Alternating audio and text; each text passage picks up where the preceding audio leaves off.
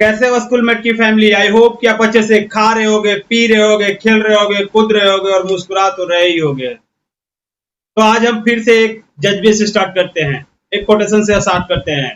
सरफरोशी की तमन्ना अब हमारे दिल में है, देखना है जोर कितना बाजुए कातिल में है। और तो हम इसी जज्बे के साथ आज फिर से नए टॉपिक, फिर से एक टॉपिक मैंने खत्म कर चुका हूं और दूसरे टॉपिक का स्टार्ट कर रहा हूं। कौन कौन से टॉपिक खत्म करा हूं आपको पता होना चाहिए। बेसिक्स मैंने पूरे खत्म कर दिया हूं, जो बेसिक बीच बीच में आते रहेंगे। लास्ट एमसीक्यू में देखे होंगे बेसिक्स का क्वेश्चन आ गया था, तो बीच बीच में बेसिक सारे आते रहेंगे, उसको मैंने ऑलरेडी कवर कर चुका हूं। सेट्स पूरे खत्म कर चुका हूं, पूरा जो सेट्स है पूरा हर एक टाइप का, एवरी टाइप का क्वेश्चन वगैरह सारा कर चुका हूं। अच्छा से पढ़ के आइए। देन हम लोग आते हैं सेट्स के बाद आते हैं रिलेशन पर। रिलेशन से पहले रिलेशन बनता कैसे है, होता कैसे है, रिलेशन बनाएंगे कैसे, रिलेशन होता क्या है, उसके बारे में हम लोग जानेंगे कि रिलेशन आया कहां से, किसे रिलेशन बोलेंगे, किसे फंक्शन बोलेंगे। फंक्शन और रिलेशन से पहले की कहानी की आज हम लोग शुरुआत करते हैं। तो बिना टाइम वेस्ट किए सीधा आते हैं स्क्रीन पर। तो आ जाइए, रिलेशन टॉपिक हमारा आज स्टार्ट कर रहे हैं, रिलेशन। ओके, अब रिलेशन टॉपिक का स्टार्ट हो गया है, तो इसमें अब पहले आपको क्या करना है। सबसे पहला जो टॉपिक आपको देखना है, नाम है ऑर्डर पेयर। सबसे पहला क्या है, ऑर्डर्ड पेयर। तो ऑर्डर्ड पेयर होता क्या है, देख लो जरा इधर। इफ टू क्वांटिटी और ए नंबर, दो क्वांटिटी और A number A and B written in the form of A B, देखो जरा इधर, इस टाइप के फॉर्म में लिखा हुआ रहेगा, ए बी के फॉर्म में, इज कॉल्ड ऑर्डर पेयर। जहां पर order of A and B क्या है, फिक्स्ड है। समझ में आया? दो नंबर और दो क्वांटिटी को अगर आप इस फॉर्म में लिख लेते हैं, ए एंड बी के फॉर्म में, तो इसे क्या बोलेंगे, ऑर्डर पेयर। जहां पर ए के जगह पर ए ही रहेगा, बी के जगह पर बी ही रहेगा, इनका पोजीशन इंटरचेंज नहीं होगा। अरे समझ में आया या नहीं, बताओ। इनका पोजीशन इंटरचेंज नहीं होगा, तो इसे बोलते हैं ordered pair. Got it? Order pair क्या हुआ, समझ में आया? कि जिसमें दो क्वांटिटी और दो नंबर एसोसिएटेड है, जिनको किसी भी एक्सप्रेशन के फॉर्म में नहीं, वन एंड ओनली इस एक्सप्रेशन के फॉर्म में लिख दिए, तो इसी को क्या बोलेंगे, ऑर्डर पेयर। और नीचे लिखा हुआ है कि A and B not equal to हो जाएगा बी और ए का, ए और बी और ए के इक्वल नहीं होगा। इसका कुछ एग्जाम्पल देख लो कि लिखे हैं कैसे। एग्जाम्पल के लिए हम लोग ले लेते हैं, जैसे कि एग्जाम्पल है इधर, एक्स और एक्स स्क्वायर। देखो इनका पोजीशन एक्स और एक्स स्क्वायर, दो टाइप, दो फॉर्म में, ए और बी के फॉर्म में लिख दिए। एक्स के प्लेस पे एक्स स्क्वायर आ सकता है? नहीं। एक्स स्क्वायर के प्लेस पे एक्स आ सकता है? नहीं। तो ये हो गया आपका ऑर्डर्ड पेयर। समझ में आया? तो ऑर्डर्ड पेयर क्या होता है आपको समझ में आ गया। तो अब जरा हम आगे बढ़ते हैं, देख लेते हैं ऑर्डर पेयर के बाद आगे का कांटी क्या है, इक्वालिटी ऑफ ऑर्डर पेयर। दो ऑर्डर पेयर का इक्वालिटी बोल रहा है, तो दो ऑर्डर पेयर का इक्वालिटी कैसे होता है, तो देख लो जरा इधर, ए एंड बी अगर ऑर्डर पेयर है, एक और ऑर्डर है सी और डी, दोनों इक्वल है। इक्वल है, इक्वल है मतलब क्या, दोनों बराबर बराबर है, तो तभी होगा जब ए के प्लेस पे कितना आ जाएगा, सी, एंड बी के प्लेस पे कितना आ जाएगा, डी। ए और सी इक्वल होंगे, बी और डी के इक्वल होंगे, तो उसको क्या बोलेंगे, ऑर्डर्ड पेयर। और इक्वालिटी से मतलब देख लो जरा यहाँ पर, ये देखो बैलेंस शीट है, इधर देखो बैलेंस है आपका, बैलेंस कर रहा है वेट, जितना लड़की का वेट है उतना ही क्या है, ये लड़के का वेट है।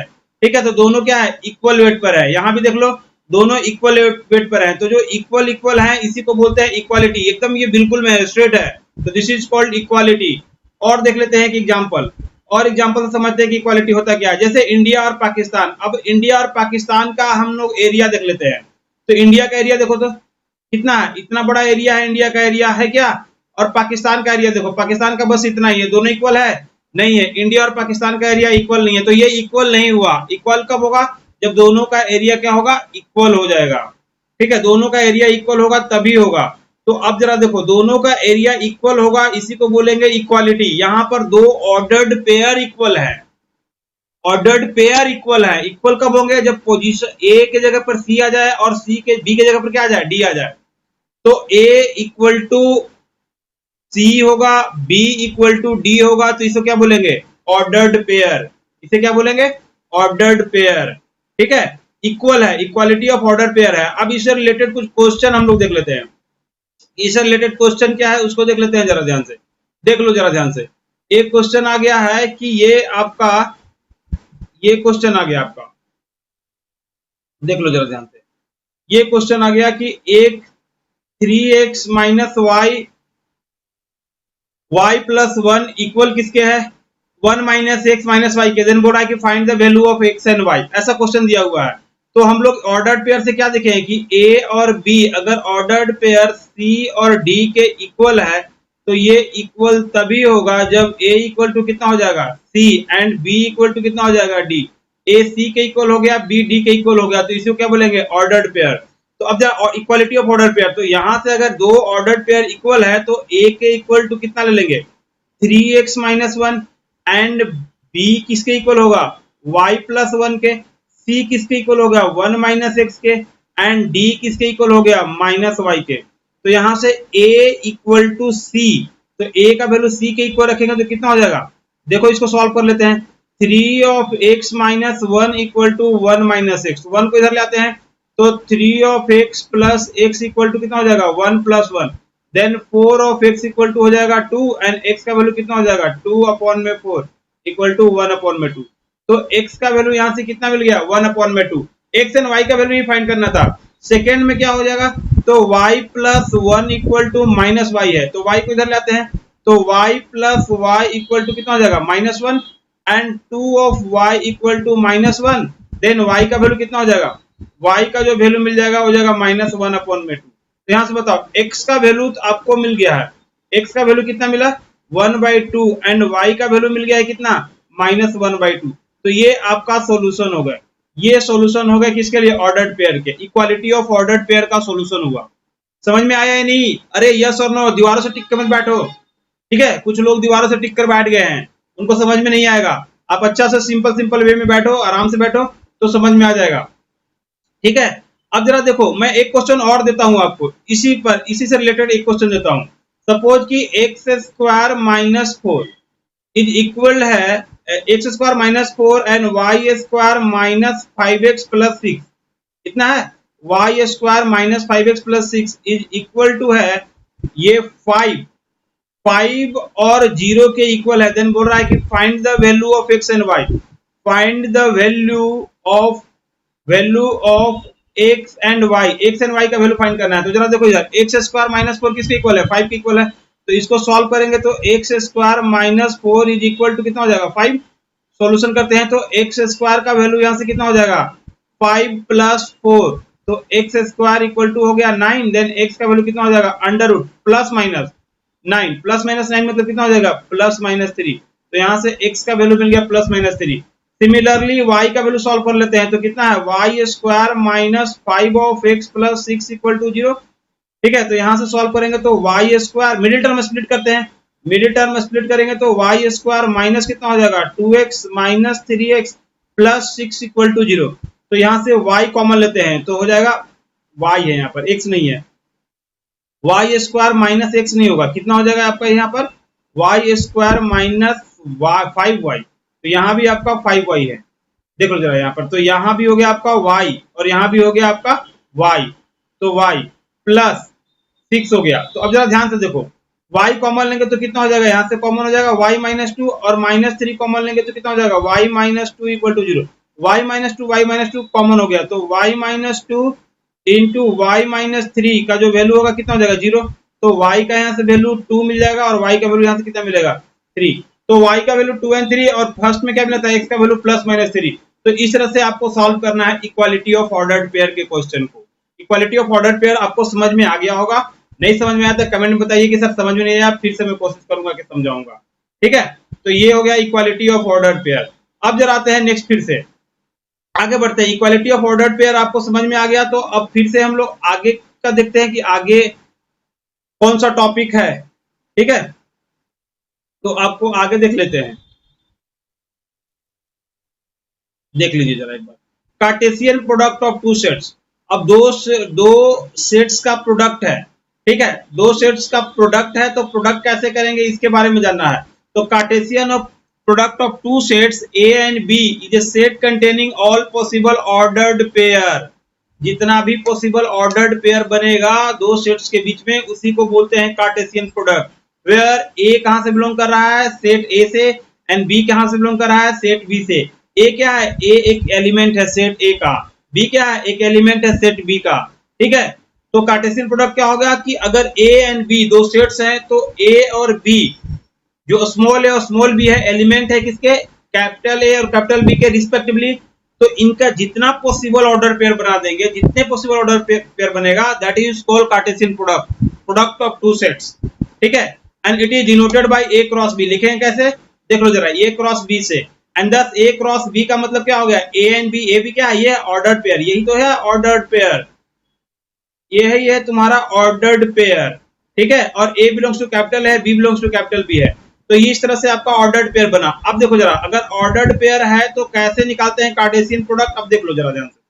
तो एग्जांपल एक दिया हुआ है कि ए का वैल्यू दिया हुआ है x and y, and B का वैल्यू दिया हुआ 1 2 3। क्या निकालना है तुम्हें, फाइंड करना है, फाइंड करो ए cross B, A cross B find करना है। तो देखो जरा ध्यान से, ए क्रॉस बी अगर हम फाइंड करेंगे तो पहला एलिमेंट कितना है, एक्स एंड वाई। ठीक है, क्रॉस करना है किससे, 1 2 और 3 से। तो अब देखो जरा, ऑर्डर पेयर बनाते हैं, x का 1 के साथ बनाएंगे तो x1 हो गया इधर।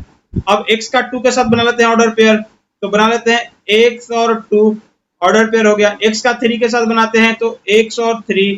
सिमिलरली y का बनाते हैं y का 1 के साथ, दूसरा बनाएंगे y का 2 के साथ, और थर्ड क्या बनेगा, y का 3 के साथ। तो ये हो गया आपका ऑर्डर पेयर, x का 1 के साथ, x का 2 के साथ, x का 3 के साथ बना लिए।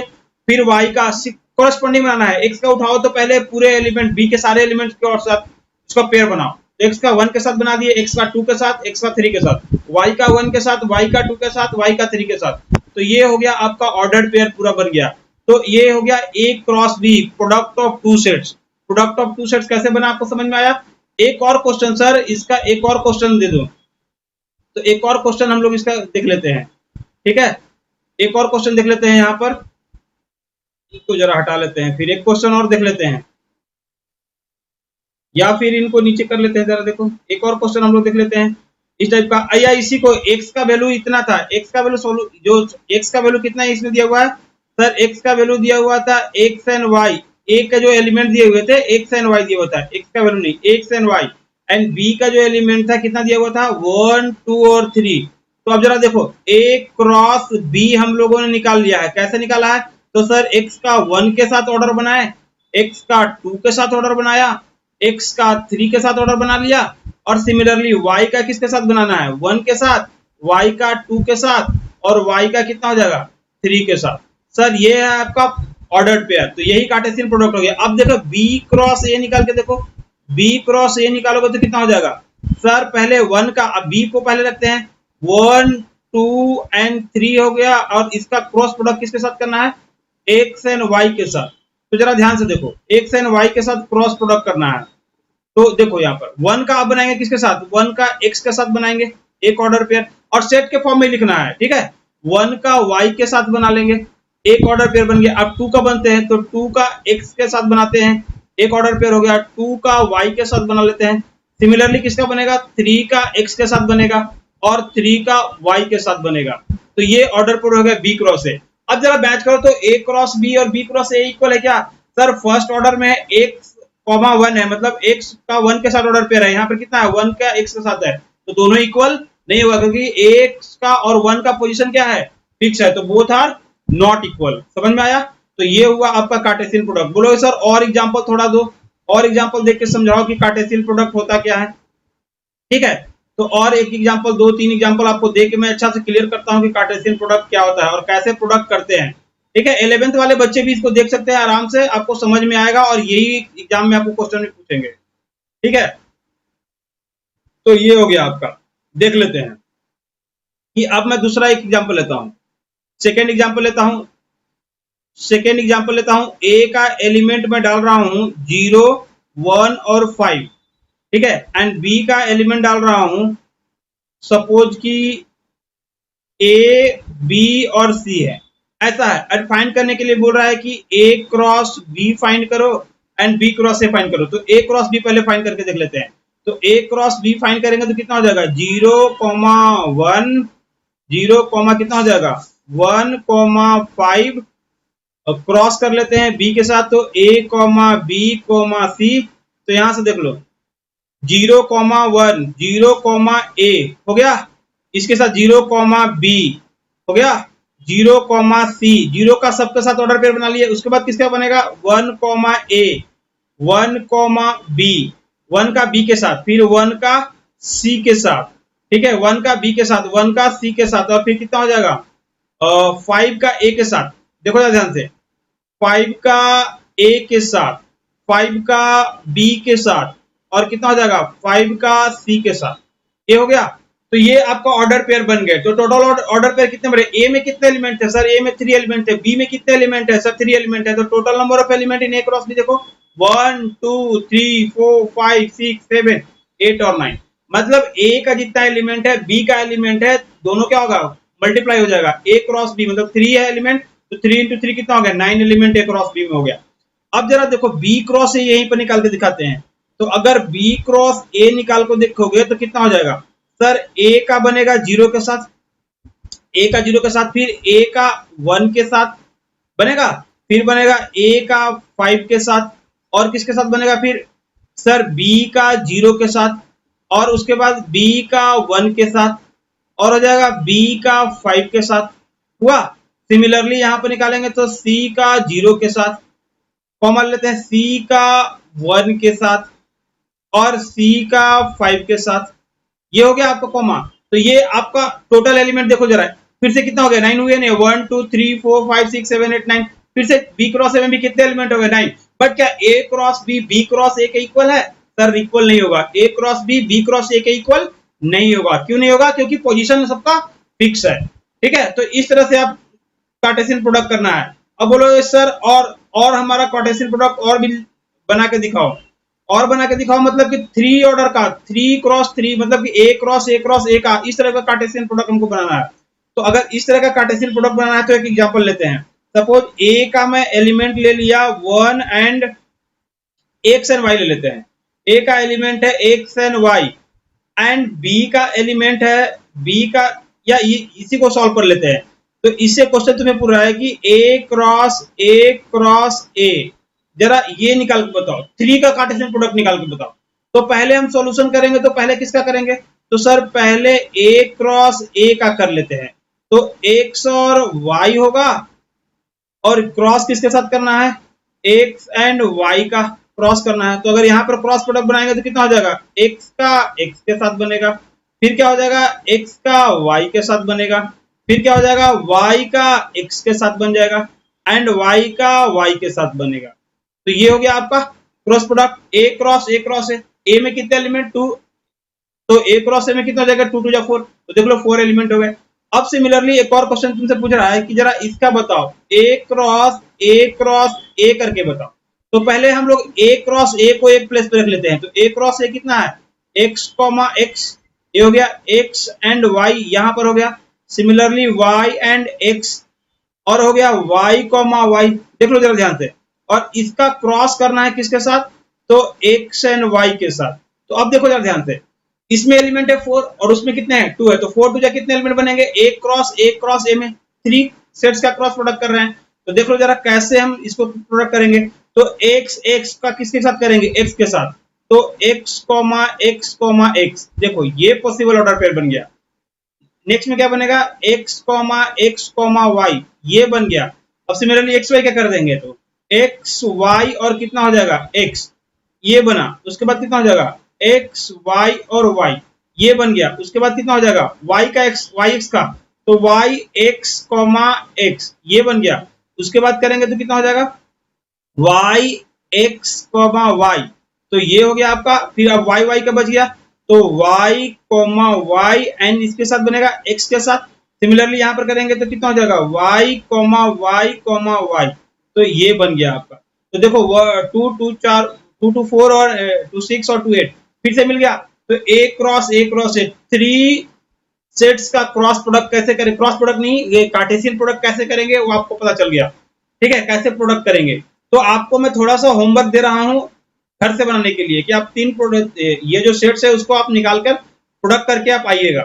ठीक है, जब प्रोडक्ट करके आइएगा तभी आपको समझ में आएगा, आगे अदरवाइज समझ में नहीं आएगा। आप ये बात ध्यान देखना, आपको सेट्स में पता चल गया होगा कि प्रीवियसली अगर आप टॉपिक करके नहीं आएंगे तो आपको अच्छा से थोड़ा सा भी समझ में नहीं आएगा। जब थोड़ा सा भी समझ में नहीं आएगा तो आपको मजा नहीं आने वाला है। ठीक है, ये देखो बंदा दीवारों से टिक कर बैठ गया है फिर से।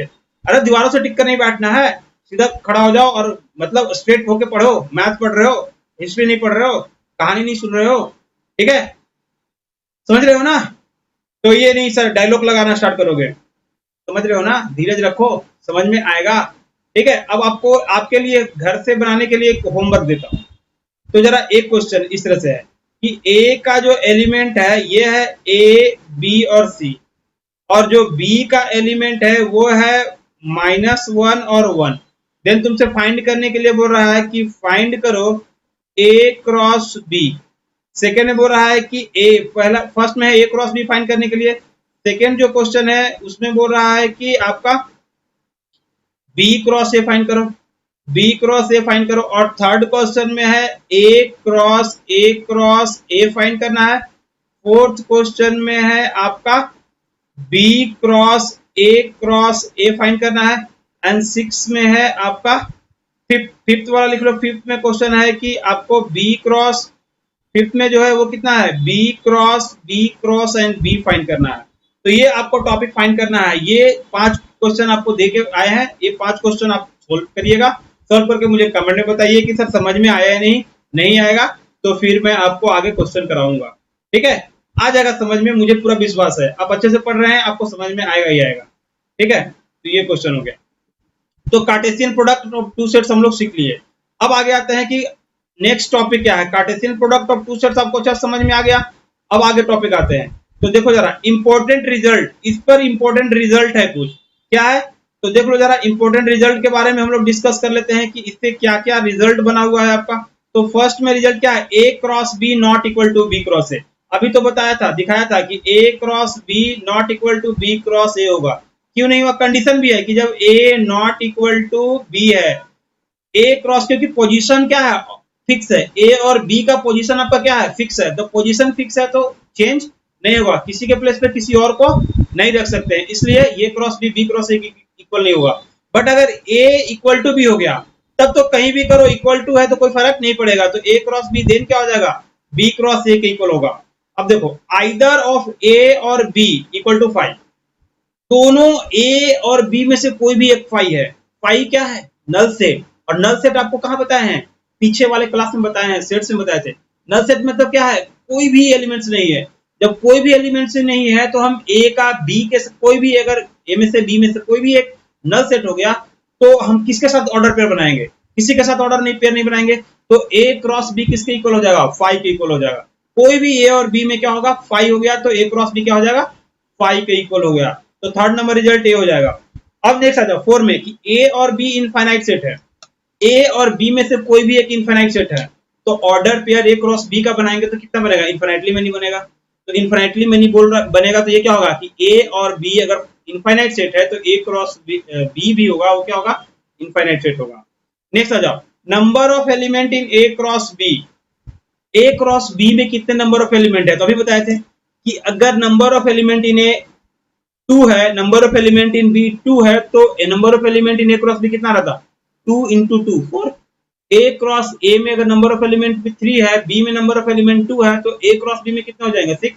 तो ये बोल रहा है कि number of element in A and B, A cross B is equal to कितना हो जाएगा, number of element in A into number of element in B.